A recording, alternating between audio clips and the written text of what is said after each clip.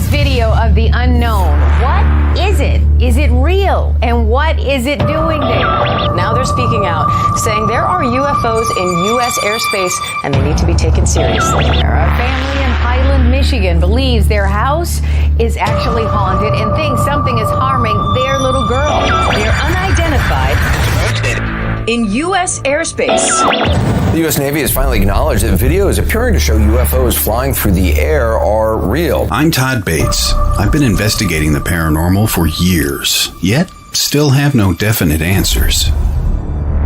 Join me on this mysterious journey as we discuss all things paranormal, right down to the little gnomes. Why do millions experience these mysterious phenomenon, yet we have no proof? Welcome to Haunted Voices Radio, where I try and gather the pieces that may one day form yet another puzzle.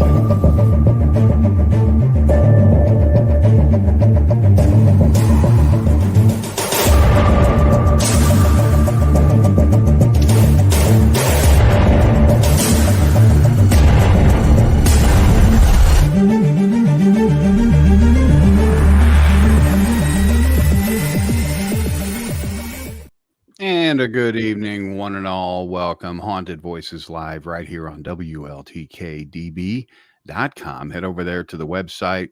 All kinds of cool stuff going on there. Want to welcome everybody on this freezing February 3rd, 2023. It's flying by. So welcome everybody. Hi, Megan. Hi, John. Logan. Hi, Nicole. Hello there. Nice to be back here. My goodness. I know. I had a crazy flood in my garage last week, y'all. There's a lake in there. My goodness. I drove home. I'm like, no.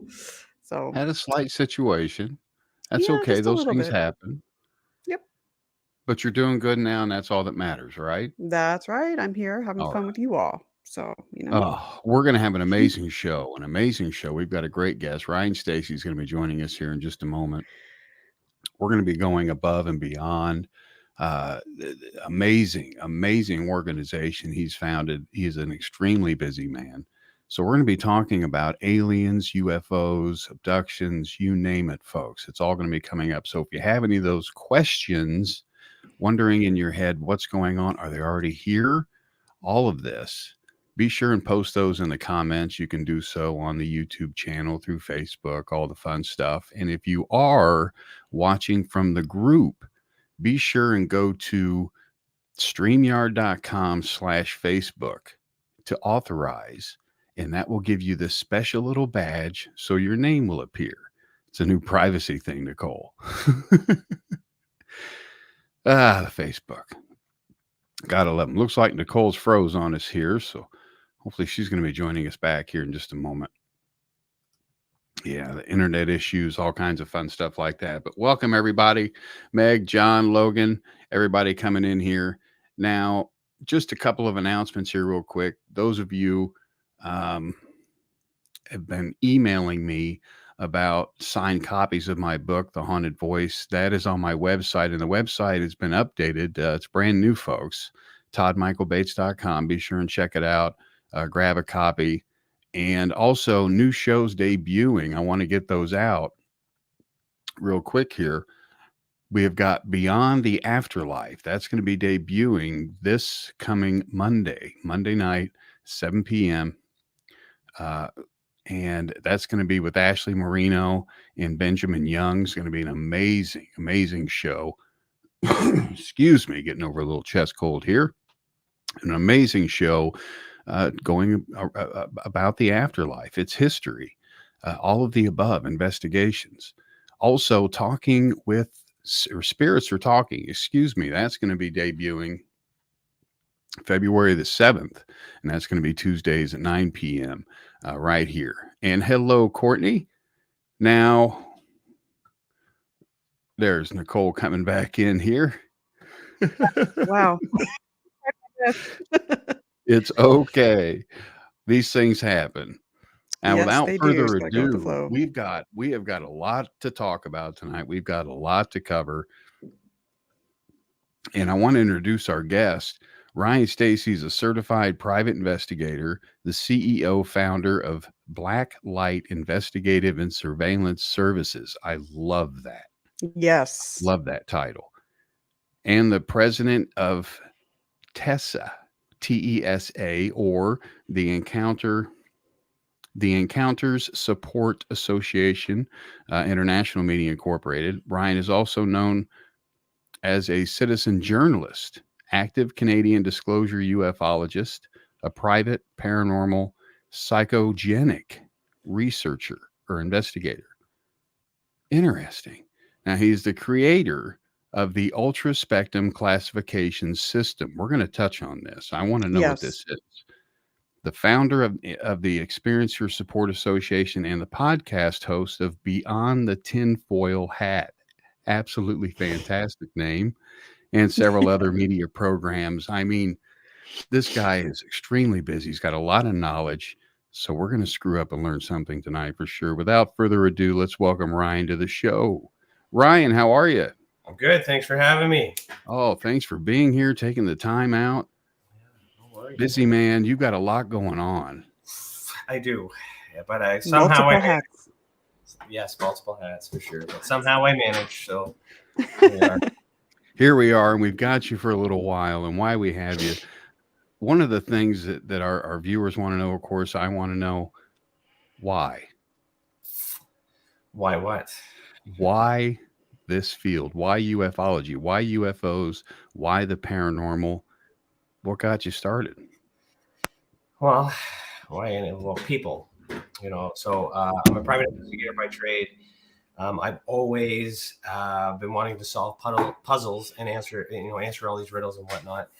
So, a long story short, the way it started for me is when I started my business. I didn't have. I had to do some marketing to find some clients.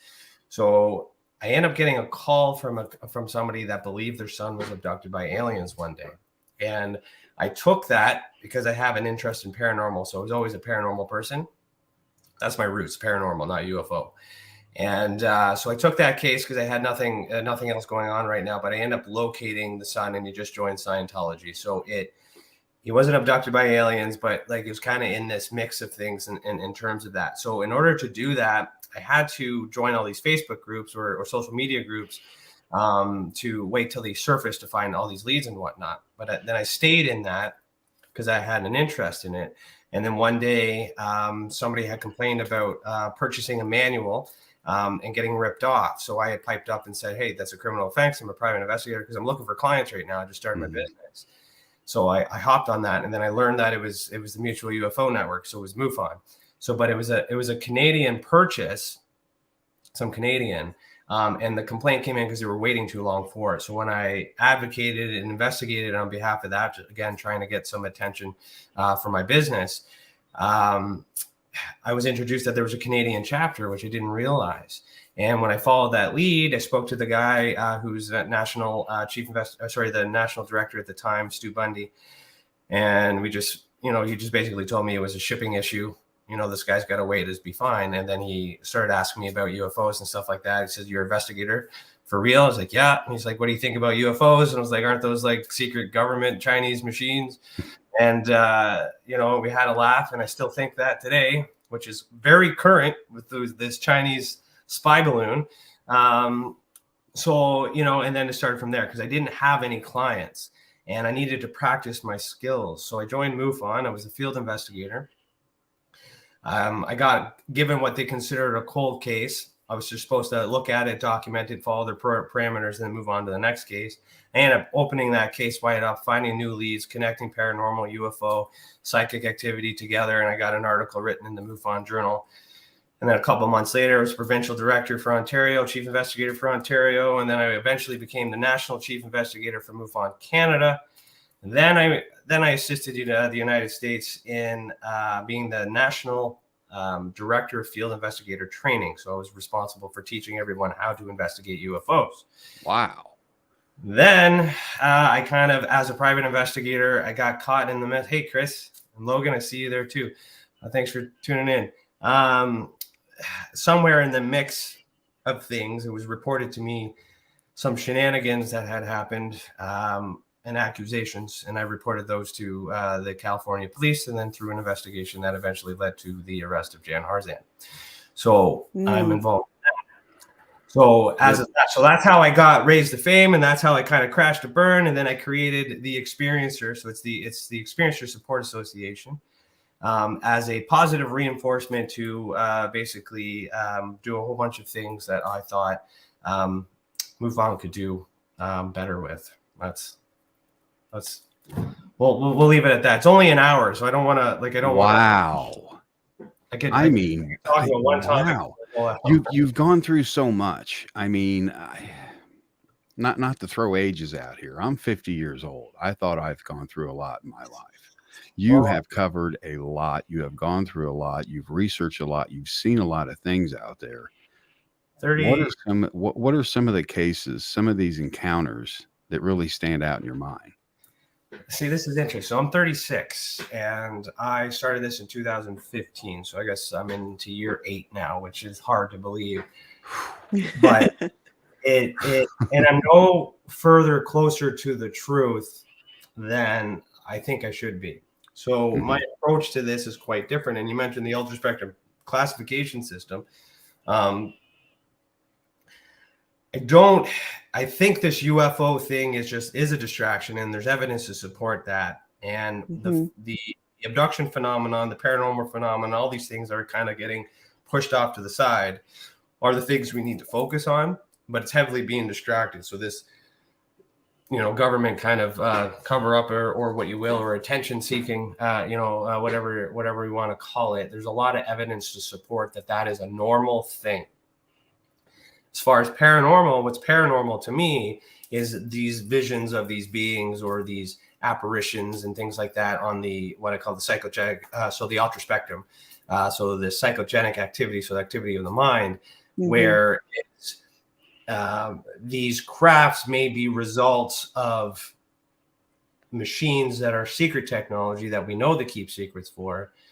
So it's going to keep us guessing, whereas there's something going on with the people who have the ability to see things that may not actually be in this realm, and then trying to understand what those things are, where they're seeing, and whether or not that is validated or reality, because it cannot be proven because it's in our mind.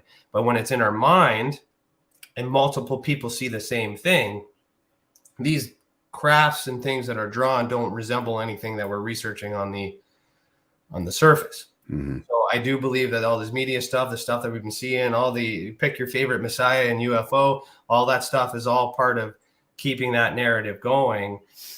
But meanwhile, there's, the people are still experiencing some sort of negative effect with abductions, with hauntings and things like that. So that's kind of where I'm diving into to try and figure out support. So the reason why it's called the Experiencer Support Association is the whole idea is if you're affected by the phenomenon, then there should be some sort of treatment or some, correct, some sort of, in a sense, whether we believe you or not, we can fact check and verify and do all these other things till the cows come home. But if you still believe something has happened, how do you tell somebody that they believe that they were sexually assaulted by an extraterrestrial that didn't happen?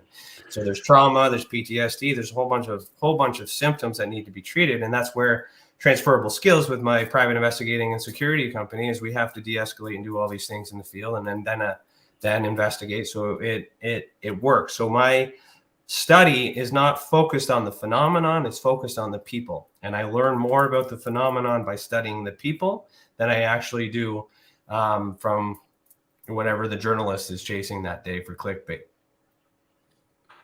Have you found a theme in the types of people that have these certain psychogenic experiences? Have you found certain types of personality traits or just certain themes that would suggest, okay, yeah, that's a reason as to why they have these experiences? So I have patterns that are established. Whether or not it is accurate is hard to determine because I'm still right. So I have I'm working on a 5-year study that I'm going to be publishing that has all these data here from memory, characteristics that seem to be common: blue eyes, females, red hair seems to be common, The blood type A is common. Okay. It goes against the idea of this O negative being an alien blood. So there's a lot of things that are common in that sample, but it all really depends. Again, that's based on who reports to me, and it's a small sample in comparison to everything else. Right. So I'm hoping to improve and narrow that. But what I'm finding as far as a trend, it's hard to measure it because it's a psychic ability, and there's a lot of evidence that can support the idea of us doing amazing things with our mind. So if we can move objects or remote view, do all these things, whatever you want to call it, it's possible. Therefore, it's possible that human beings are doing it without knowing it. And when they're doing it without knowing it, they're seeing things or observing things that can't be explained, dismissing them as dreams or dismissing them as, just hallucinations during traumatic events or things like that too. But when I work with these individuals, they have different methods of reaching, again, I call it the ultra spectrum, so the ether or this place. And so whether it's yoga, meditation, or sleep, astral travel, all those other types of methods to move the mind to another place. What I'm finding as far as trends goes is that some of them are seeing similar things. So I know through my study that they don't know each other and they're from different parts of the world. But when I work through them, if they don't have pictures, I get them to draw. And when they draw, even though a piece of drawing is analogical evidence, is a weaker piece of evidence than a demonstrated piece of evidence, like a picture or a video. When more people are drawing the same thing, and I can prove that they're not connected to each other, then I start to think that these people are just using different methods to get to this place. And place, they're able to draw this information. And then they're physically drawing what they remember from these events, and they look very similar. So that's the trend that I'm currently focused on right now. That's interesting. It reminds me of NDE experiences. People from like all walks of life all over the world describe similarities in these traits in NDE. So there's kind of like a parallel to that. So when that happens too, their mind goes somewhere, and then it comes back. Where does that place go? So I have this theory, excuse me, that whatever method is used, we're all going to this same place. And that same place could be what you call high consciousness. It could be God. It could be heaven. It could be whatever, but we're all going to the same place. And what's interesting about that, excuse me, to use another analogy to kind of prove another theory of mine, is it quite very well be a human normal ability. It's evolution over time. So another thing, what I do with my cases, with my experiences, there's a variance of what time they actually report. So something significant happened yesterday, then they're reporting it, but it might be small, but they might have had, experiences since they were a kid. So then I get them to report and do all these other things too. Or somebody might just remember something else when they were a kid, because that's the big thing. And then they had a few small things that happened throughout the years. So when I work with the individual experiencers to get all of their events, now that's not just UFO, that's abductions, that's paranormal, that's psychic activity. And then I investigate them all separately. But then when I'm done, I focus on that individual and look at all of their cases over the timeline of their life, and look at the ones that I haven't been able to identify or suggest a normal reason for. I see this pattern where it starts with some sort of contact, and then later on there's some beings present. Later on in life there's poltergeist activity, and then later on in life all of a sudden they're a medium, and then Reiki and tarot reading near the end of the life. So but the individual is looking at all of these events separately, not combining them together, because somehow at birth UFO and paranormal activity were separated for television and Hollywood mainstream and all that other stuff. Close-mindedness, The word paranormal simply means just not normal. UFOs technically classify under that if you believe it to be extraterrestrial. So there's a lot of things to that. So once I timeline that and realize that there might be some sort of evolutionary change, something had happened. Now that could be extraterrestrial, but also in history, there's MK Ultra.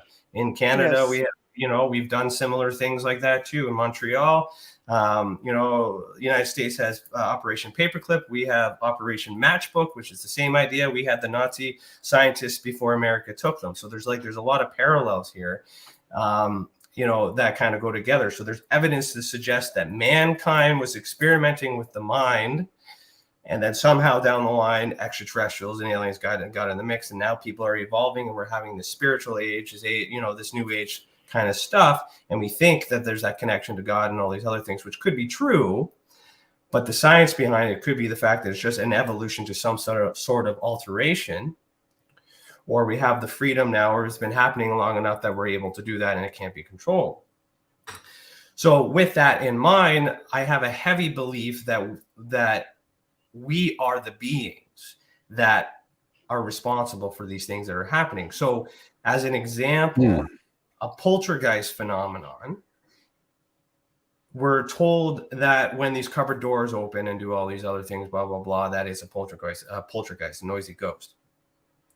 We also know that when people are under a great deal of stress, they might have the ability to do telekinesis. So if they're unaware that they have this gift, and at the same time they're stressed, and then that stress causes the cupboard doors to open, but yet they have this faith and this belief that it's ghost, they're misinterpreting it. And because they misinterpret it, they think it's external when it very well could be internal. Well said. Okay, so I look at it that way, and my theory that I have once I identify, or I'm not trying to label them, but I try to figure out the best criteria for an experiencer, because I want to experiment and see if they actually have true, genuine psychic abilities, because they meet this criteria. So if it's human related, then you throw in the propaganda and this brainwashing and all these other things. And that's why I have my belief that this is just normal, because it's part of that mix. We don't have the opportunity to grow. We don't have the opportunity to expand. We don't have the opportunity to use our mind in the way that we should use it. Now, if we come back to remote viewing or meditation and prayer, this is an analogy I like to use. So I wanted to share that to kind of come to this point, to kind of hit it home on this idea that it could be human origin. It's still extravagant, but it could be human origin. So imagine this scenario, I'm here, I'm at the end of my day, I've had a very bad day, and I get on my knees, I pray, and I ask God for the answers to my question. Meanwhile, other side of the world, someone is starting their morning. They wake up, they meditate, and they send love and light out into the world. Because there's this neutral place that everyone seems to put energy and extract energy or information, how do we know that when I put that thought out and I get that love and light message from that person, that that's not a person versus God? But because I asked for it, willing it to be God, wanting it to be God, and I got an immediate reaction, I believed it to be God. Meanwhile, it could very well have just been a radio frequency that we intercepted from another being. And there's science to prove that we're able to project and receive. So the science exists for that.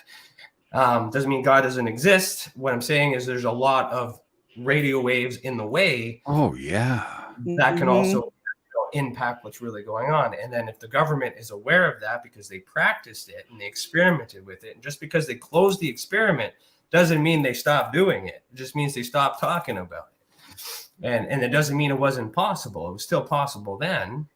It's not like the moon landing where all of a sudden they don't have that technology anymore, but that's another rabbit hole. But anyways, my goodness. Well, that's kind of where that's my whys, because I started learning and feeling that the people are confused. And another thing I learned too with these reports is they're identifying these creatures as things that they may not actually be. So for an example, they might call this shadow figure, which is a cloaked being, an extraterrestrial, but some people might call it a ghost. Some people might call it an apparition. But okay. If you look at the images side by side, they both have cloaks. They both have this black mist. They both have red eyes, but one person calls it one thing and calls it another thing, right? Perception. Yeah, perception. So with that, there's a lot of confusion in there because there's parallels, and I blame, the TV and the television to kind of bring all these other things. Now, does that mean they're doing that deliberately? Well, it's possible, but it's also possible that they don't know either, depending on where you want to go with that and who's in control and whatnot. But I'm going to pause there. So I need to take a Yes, definitely hold there, because we've got to skip off to a quick break, and when we come back, we're going to talk more with Ryan. You guys stay tuned. It's getting There's a serious. can opener. I have a couple interesting questions after, so I want to totally. Yeah. Nicole's in the spotlight when we come back. Stay tuned, folks.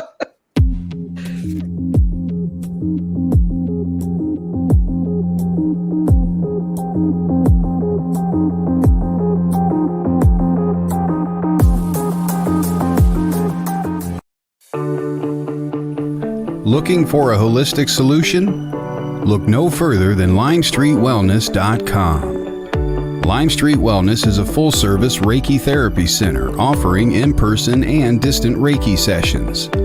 Additionally, Lime Street Wellness is committed to helping clients co-create healthier outcomes with hypnosis, QHHT, and intuitive advice.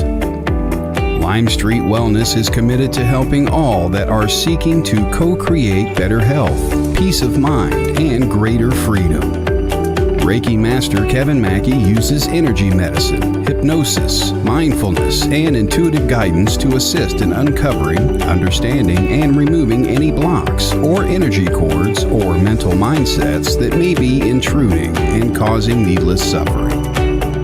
Visit Lime Street Wellness today at LimestreetWellness.com. That's LimestreetWellness.com.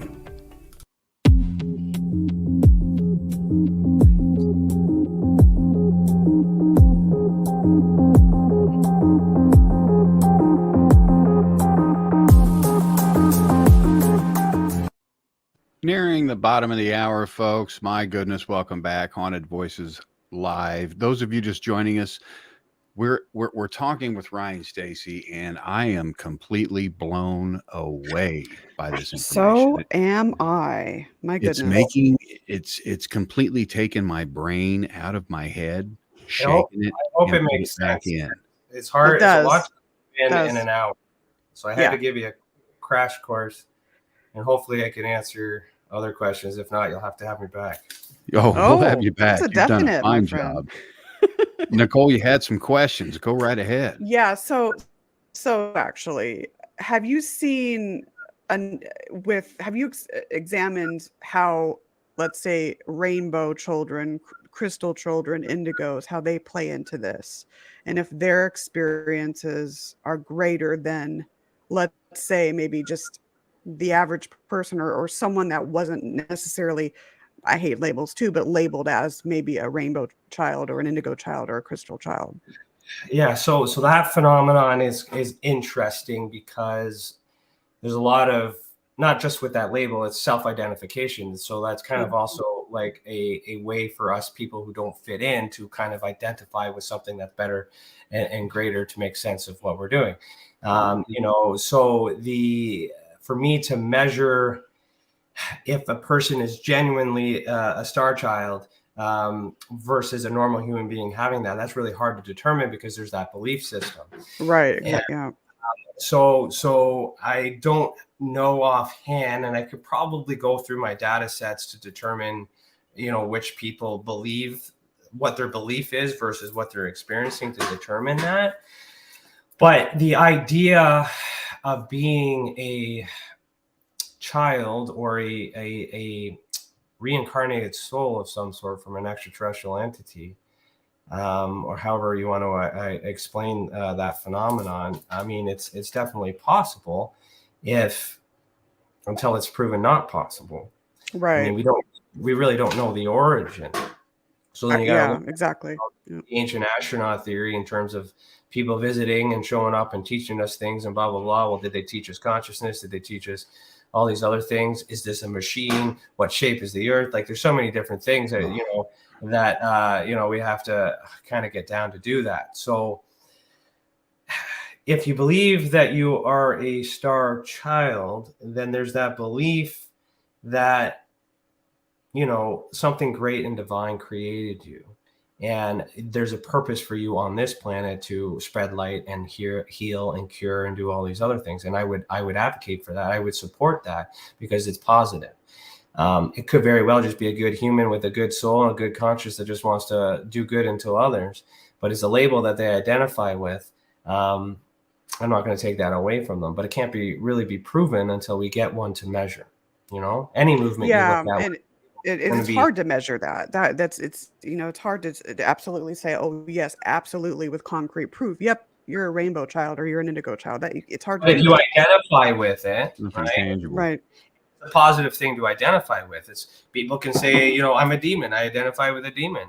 But what's the Yeah. difference between a demon and an angel? It very well could be the same being, entity. It's just a choice. One makes a good choice, the other makes a bad choice. But does the same entity have the option to flip back and forth? God in the Old Testament was a crude SOB. In the New Testament, he's nice and kind, because it's kind of almost like liberals and Republican, or sort of Republican Democrat. Perhaps me combining Canadian and American politics there, but left side and right side, round is flat. Yeah. Round or flat. Well, I'll ask you. What shape is the Earth, round or flat? Yeah. It shouldn't take you that long to answer the question. I know, right? I know exactly. Yeah. Right. So the reason for that is because I do spend a lot of time. I have spent a lot of time in the flat Earth communities, because I'm trying to understand why those people believe this way and what they have in common with people in the ufology movement. And this, people attack that, and they get mad and they get aggressive. And the reason why they get the psychology behind that, the reason why people get mad about it, because it's the lie of all lies. And if it's possible, it means everything that we know about doesn't exist. But if it is true, then everything fits. And it makes a really scary scenario in those things. But last year on my podcast, at the end of every episode, I asked somebody what shape the Earth was, and I measured how long it took them to react and what answer they would get. And there's a huge variance. And the way that I kind of wanted to come home with that is like, this is something that we should know. It should be common sense. Can agree on it. And to compare that to UFO, paranormal, there's a lot of confusion. And the thing that brings them together, because I measure patterns and I got to look for parallels to figure out what's going on, the common denominator on both movements is they both believe that NASA is lying. So they both believe that NASA faked the moon landing. They both believe these things, but yet they fight each other. But if they work together to prove that NASA lied, we would get the truth from that. But yet they come back because their ideas are so out there, but it's still just as possible, because the globe Earth is a theory, gravity is still a theory, but we believe these things. So their opinions and their ideas are valid, so are the other ones, but us who are not astronauts cannot verify or validate, and we're confused because we could go either way and we really don't know. But does it really matter what shape the Earth is? It shouldn't matter unless there's more land. So the word extraterrestrial simply means more land. And this is what I was trying to say, that if it fits, if instead of being out and it's outside, it's outside. So the flat earthers believe there to be a wall. So imagine what's beyond the wall. So if there's other land outside the wall, then that's resources and there's a whole bunch of things that we can't find and we don't have access to. So there's a lot of things that make sense to say that that's the reason for it, but it also can't be proven. Right. So the things and all these other things. So my job as an investigator is to investigate all these single conspiracy theories. And that's why I created the ultra spectrum classification system, to silo that into an index that kind of brings it all together, to hopefully come in with an actual true reading of what may be going on, and to combine paranormal and UFO phenomenons together. But, yeah. How do you keep track of all this? The credibility alone. How do you sift through the information coming in? What is some tips you can give everybody as well, if you would? Well, because you've got to be a master at it, my friend. My goodness, this is amazing. My mind's blown. Yeah, I haven't really put it to paper yet. I can explain it, but I can do it, but I can't really explain it. It's really hard. And so the way that I do the work is I'll scan and I'll focus on facts. What can be proved, what can be verified, what are credible sources, and you have to believe.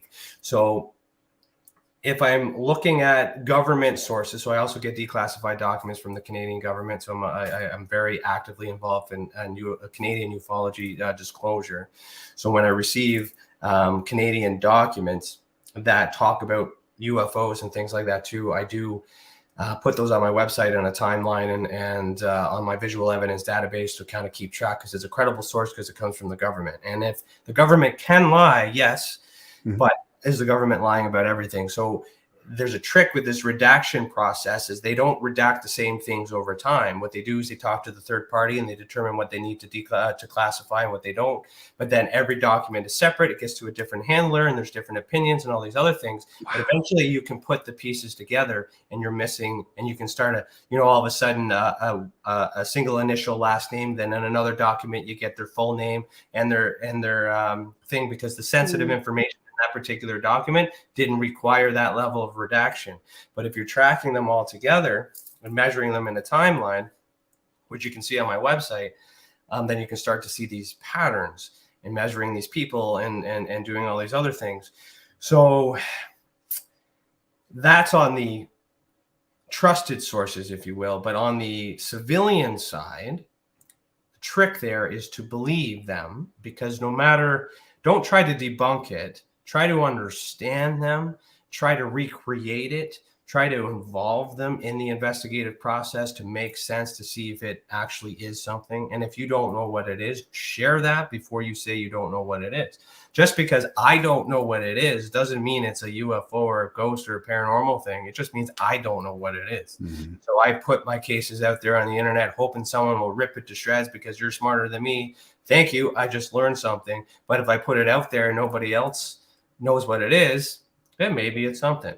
So for me, I'm doing all these cases, but I'm measuring them and I'm doing statistics and I'm trying to find these patterns. So I don't know what kind of trick I could do, because I've never had to teach anybody what I do. I just do what I do. It's just in your brain. It's in there. It's one of those things you don't necessarily need to put on paper, but necessarily. No, but I'm trying to, because I'm trying to teach new people too. I have this idea of creating an academy where I can teach people some of these skills that I do, the skills anyways that I've at least learned. The investigator skills alone are amazing. That's astounding. Yeah. And that very well could be it. That background in as a trained investigator, applying those tools to the hunt, being able to locate people, being able to locate evidence, being able to find get blood from a stone, meaning looking at these redacted documents and finding more information, not just posting them on the internet to get clickbait and running a story that has nothing to do with the document. I could very well figure out a solution to a lot of these problems, but there's also inherent risk that I don't want to necessarily change or challenge, because we look in the Men in Black phenomenon, or we look in the anyone just mysteriously dying because they ask too many questions and things. Right. Yeah. So there's quite a bit of that. I know I could go down that rabbit hole. I don't know if I'm pushing the envelope far enough that I'm gonna get euchred.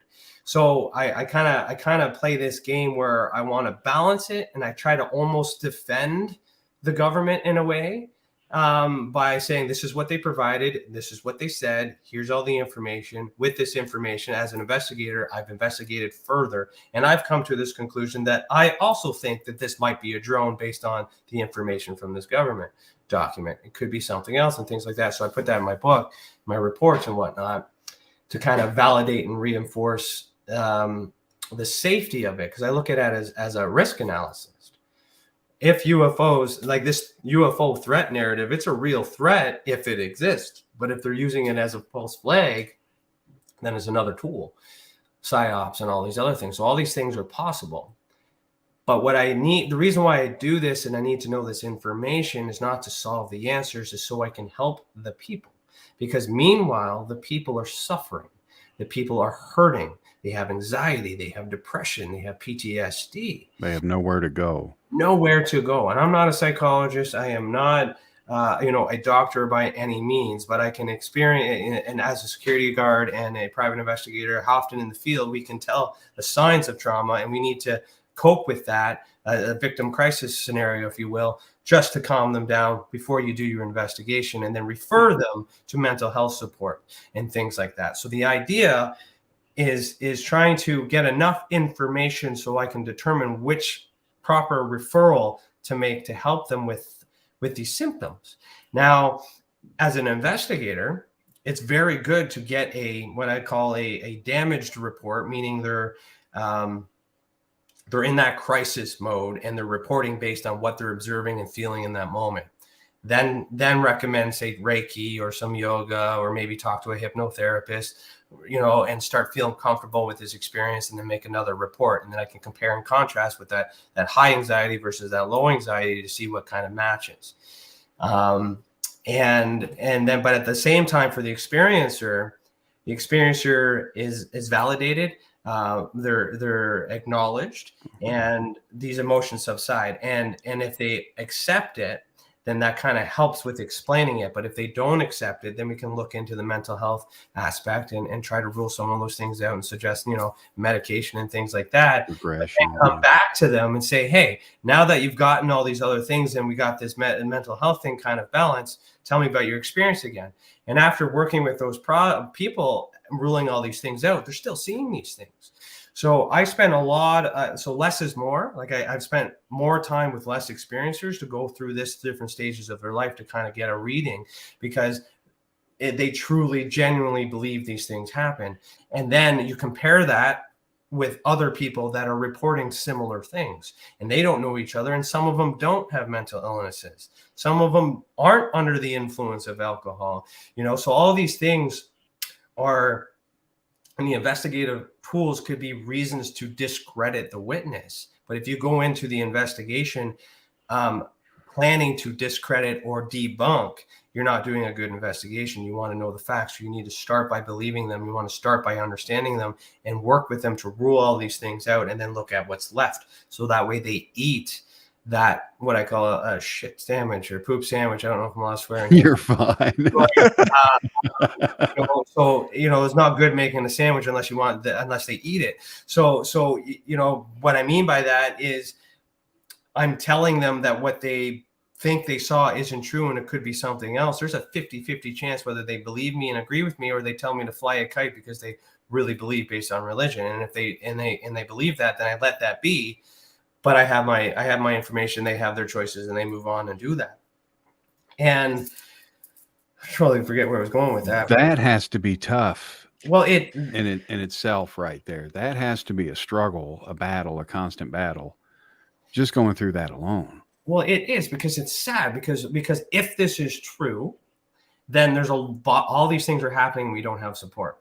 If it's not true and it's mental health illness, we don't have mental health support to talk about that. So another part of my focus too is to create awareness of the mental health stigma and associate with that, to kind of rule out how it's there, but you don't need to lock them up. It's part of it. Does it really matter? What parts of that? So like another way to compare that with alcoholism or drinking, for that matter, just because somebody had a couple of drinks when they witnessed something doesn't make them you can't discredit them if they actually have photographs, especially. Doesn't matter if they're intoxicated because they took a picture of the day, right? So there's a whole bunch of personalities and personal information that gets mixed in the way, but they all sit there. Meanwhile, watch the media, watch these messiahs talk about their versions and ideas based on what they think these people are experiencing, and they start to believe these things and associate with different factions and groups and fight with each other, and it becomes a big mess. Meanwhile, I know that it's misinformation, Right? Or I heavily believe, or that it's through my research that's information. I can't confirm, but I have a strong opinion on that. So rather than advocate, a certain belief to these people, I'm helping them with these symptoms and hoping that with those symptoms, they can live with this experience. So if they have a psychic ability that they're unaware of and they're losing their mind, and all of a sudden they feel comfortable and more welcome about it, and then all of a sudden they start moving things with their mind, and then all of a sudden it's like, great, I'm one of these people. But I also have to protect their identity because of that phenomenon where they might spy on them and things like that too. So all these things exist and don't exist at the same time. And it's a really tricky thing to do. But then on paper, I'm just straight facts, straight patterns, and then trying to measure it. And it always seems to lean to us as human beings being greater than we actually give ourselves credit for. Yes. And we don't spend any time working on ourselves. We spend more time waiting for answers to have somebody else tell us what to do with someone else's end game, and we get caught in the mix. So by helping them with that, the whole idea too is to create more opportunities for more positive growth. And then we have that movement where more positive people are spreading love and light, pardon me. And then we have more teachers and healers than we do have aggressors and investigators. So that's my goal anyways, is to wake more people up in terms of accepting the way that they are, and not looking at it as a disability, not looking at it as an outcast, and accepting it as a safe place. Right. As a normal society. At the end of the day, it's a safe place. Many people have tried that. That philosophy is not new.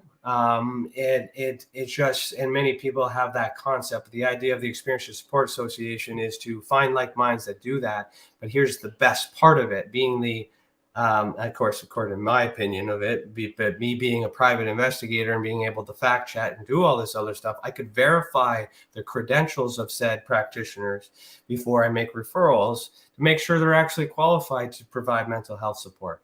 They're actually qualified to do regression hypnotherapy, because there's a lot of people out there that have these credentials, right? But don't have these credentials, but preach that they have it. I'm an actual licensed private investigator. I can prove that. But that doesn't mean I'm the best investigator in the world. I just apply these skills to this phenomenon. I might be the only one that does that, but that doesn't make me an expert. It just I have these skills. So the idea is to find enough people that do enough parts to help the people along the way, so I can have enough accurate information to figure out what the people need. I don't want to push for disclosure to piss the government off, because the government's giving me information. There's lots of people that are going to grind them, and the government wants to give us information. They will give us information, because when we ask for the information, we tip them off on what we're looking for, and then they choose to tell us whether it exists or not. We have to actually know it exists to prove that it doesn't exist when they say it doesn't exist. So we also can trust that. But I don't fight for that, because that's not going to change how these people are feeling, because it's just going to confuse them more. And if they start feeling better, and they start to think differently, and some experiencers don't realize, or start to realize, that it's a normal thing and it's not scary anymore. It's not hurtful anymore. They want to live. They don't want to harm themselves. They don't want to end their lives. All those things go away. That is kind of my focus. Another thing we have to be careful with, and that crime element that I'm always looking at, as I mentioned with Jan Harzans, for those of you who know the story, that was a criminal offense, and that is something that I had to, have moral obligations to report. But I know a crime and fraud and is something that happens all the time. But if I am doing an investigation and I have evidence that supports a crime, I have to report that by law. It's obligation. So I'll give you an example. I've done regression hypnotherapy on an experiencer once, where I've gotten the report, I've asked my questions, I've gotten them to give me all the available evidence that I'm aware of, pictures, drawings, whatever I need. And then I make the referrals. I'm not waiting until the investigation's done. I just collect the evidence while I have it, suggest some referrals. They go and they do them while I do my investigation and whatnot. One of those referrals for this particular case was to do regression hypnotherapy, because there was missing time. So that tool can be used to unlock the brain. There's science behind it, but I need to find some credible sources to do so. But the hypnotherapist can't know my case. So I build my case first, so that way they can't ask leading questions. They know nothing. I set those parameters. Now, in this particular situation, the experiencer came to me believing that they were molested by an extraterrestrial at a young age, and they lived their whole life for 60, 70 some odd years believing that they had been sexually abused by an extraterrestrial. No support. No one would believe them. Wow. Constant battle with anxiety, depression, suicide watch, all those things. Yeah. When I'm in regression, they finally get the help that they need. The regressionist brings them back to that event, and they don't talk and describe an extraterrestrial. They describe a human being, which happens to be her stepfather. So now we have evidence that she was sexually molested by her stepfather. And through her trauma, she masked it as an extraterrestrial, because that was easier for her to live through life. I was just going to say that. Yep. And Best way to regress it. Happens very, very often. And that's why I'm a private UFO investigator, because I work with them privately. I don't publish this stuff because it's not something you want to talk about. Right. trust you and things like that. So there are some criminal elements behind it, but that also doesn't mean the extraterrestrial phenomenon doesn't exist. It's all connected, which is why I measure them separately. And then with the ultra-spectrum classification system, I narrow them down to their own individual groups, which is like aerial activity, paranormal activity, beings observed, psychogenic activity, residual evidence. There's a whole bunch of things where I group them and I don't label them. So an example would be, so we have UFO, UAP, and let's say the paranormal orb. Okay, so there were all generally labels that could describe the same thing, right? Because they're all in the sky and they're anomalous in a sense. So I would categorize that as a aerial activity, which all three of those categories fit, or labels fit. And then I would probably label the UFO and UAP, or UFO a machine, and then the orb and the UAP might be a light in terms of determining what type of aerial activity. Now, these lights could be machines because lights attached to said machines, depending on the evidence. But that's kind of how I subcategorize. But I don't go beyond that. So if it's aerial activity machine, that's the end of it. So when I find all my aerial activities that have machines, compare those machines together because they have engineering characteristics with it that might have some traits that identify these lights. But the experiencer can label it whatever they want. You know, the paranormal orb could be, that's just a label, but it could still be a light being. It could still be an elf. It could still be a Merkaba. It could be a whole bunch of things. Those are labels. But what we all agree upon is that it's something in the sky and it fits these two criteria. And I need more data to group that. With beings observed, you know, I look at, it's a being. Is it 4 legs, 2 like quadruped, bipedal, all those other things to get an identification of the type of being it is, but that's it. I don't call it Bigfoot. I don't call it a reptilian. I don't call it a Pleiadian. These are all labels, but we look at the characteristics of it. Wow. And then what I'm hoping for is to take that whole group again, reclassify it by looking at the images to show that, like, yeah, these beings have similar characteristics, which are commonly known as the Pleiadians or the reptilians, what you call them. But we don't know what they call themselves, right? So there's a lot of judgment that is made for these entities that don't even have a voice too. And when you have extraterrestrials at the end of your bed and you're sleeping and you wake up and you're terrified, but they don't say anything, how do you know they actually know that you see them?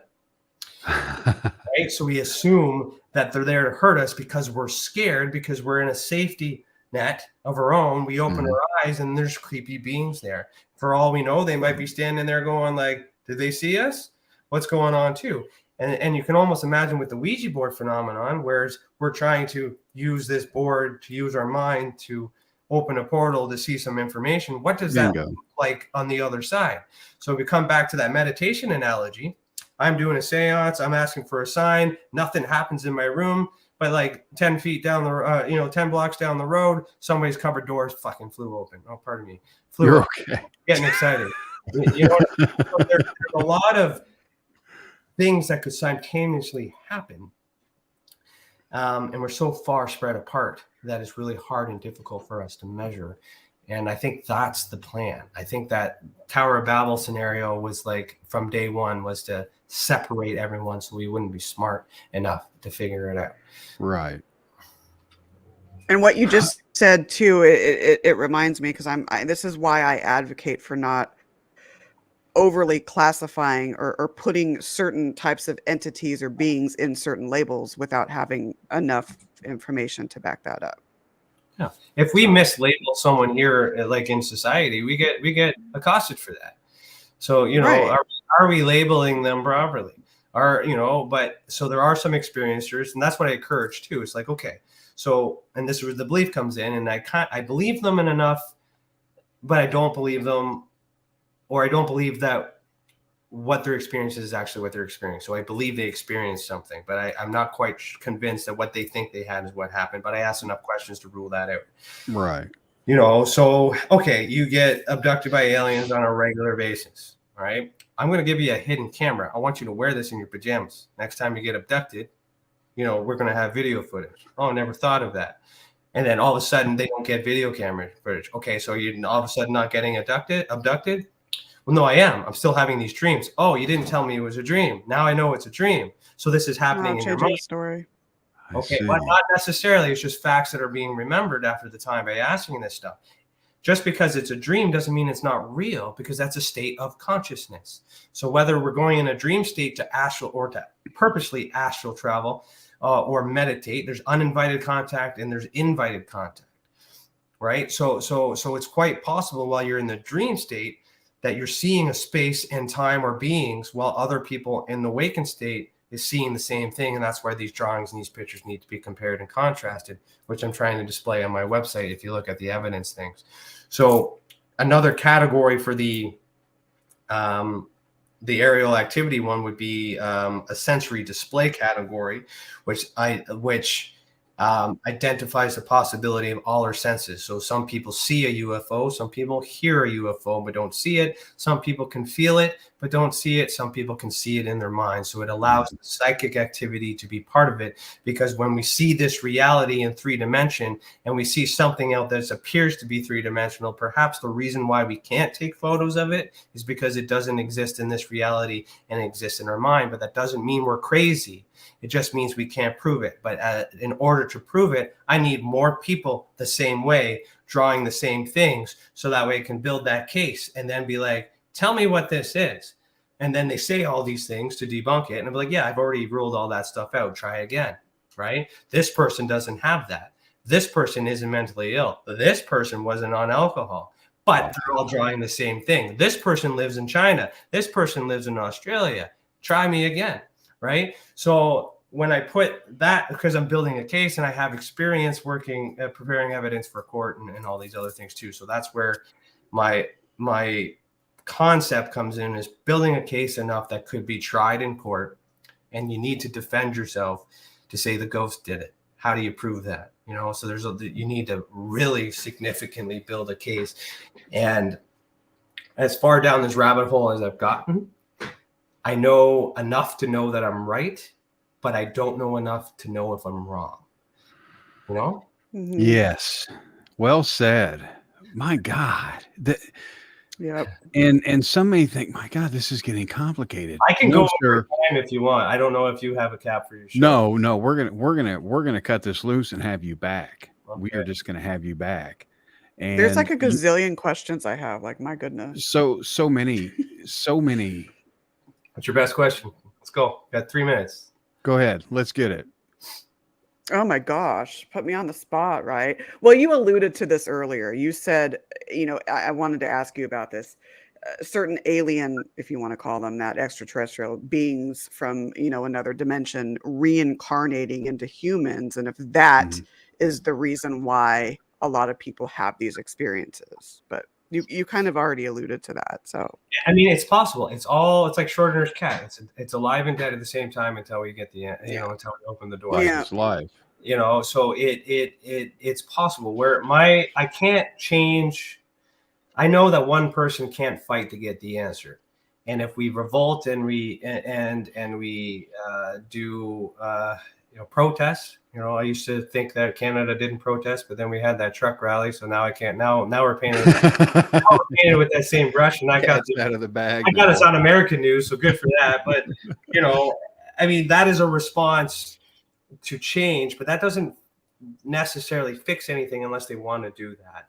So I don't invest my energy in making them confess something that they don't want to confess, other than acknowledging the possibility and trying to encourage people to take this power and use it for good. And then if more people are thinking positively and they have superpowers, quote unquote, if that's what you want to call it, and they're using that to cure cancer, they're using that for Reiki, and they're doing all these positive things, and that magnifies, then we'll have more love and light in the world, instead of encouraging them to use the same powers to destroy.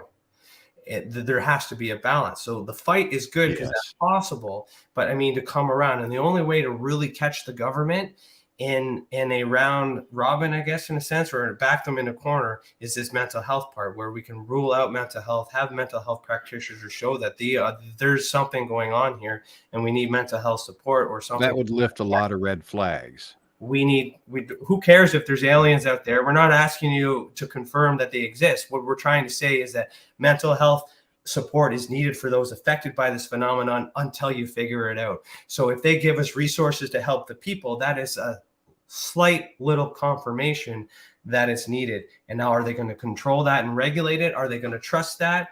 And that's kind of what's happening with the UFO project in America right now. You know, they're now taking control of it. How many people are going to trust that?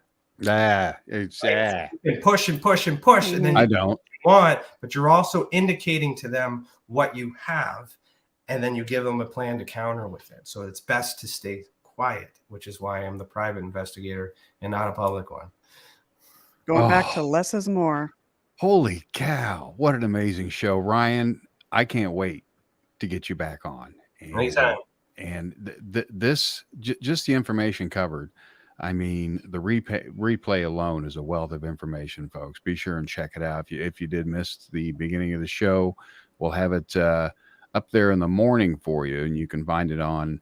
Just search Haunted Voices Radio. It'll come up on all your podcast platforms and all that fun stuff. But my goodness, Ryan, thank you so much for taking time out of your extremely busy schedule. And if real quick, do you have anything coming up? Anything you want to get out there? So our website is called experiencersupport.org. You can go there, see all my work, all those examples. I have a podcast called Beyond the Tinfoil Hat that airs every Thursday, 8 p.m. Eastern Standard Time. I get random guests and I interview them off the cuff. I either believe them or I don't. So it's a very interesting style. And I actually have a disclaimer for my guests to make sure they know that. I'd love to have both of you guys on the show so I can get to pick your brain a little bit. I think that would be great. So there's an open invitation there. On the support side, we have this group called Experiencers Anonymous, which is a private Zoom meeting, which allows people to just meet and talk about their experiences or listen to other experiences about it. And the idea behind that is so you don't feel alone, and maybe somebody else's experience might cause you to open up and express. You can be off camera, you can be on camera, you can do whatever you want, whatever's comfortable. It's similar to a DBT program in psychology, but the whole idea, or an alcoholic, an AA meeting, basically a whole group gathering, talk about it, safe place, no judgment, no investigations, just being free, sharing amongst your peers. And we run that on the last Wednesday of every month. And you can find that information on our website. So Experiencers Anonymous, which is EA. Amazing. Fantastic. Thank you again, Ryan. And thank you, everybody, for taking time out of your busy schedules to watch tonight's show. And again, be sure and check it out. Be up tomorrow morning over there. Just search Haunted Voices Radio once again. Can't thank Ryan enough. Nicole, thanks for hanging out. It's been so much fun. Absolutely. Everybody have a great night and a safe weekend out there. Good night, guys. The truth is here and now on WLTK-DB Talk Radio at WLTK-DB.com.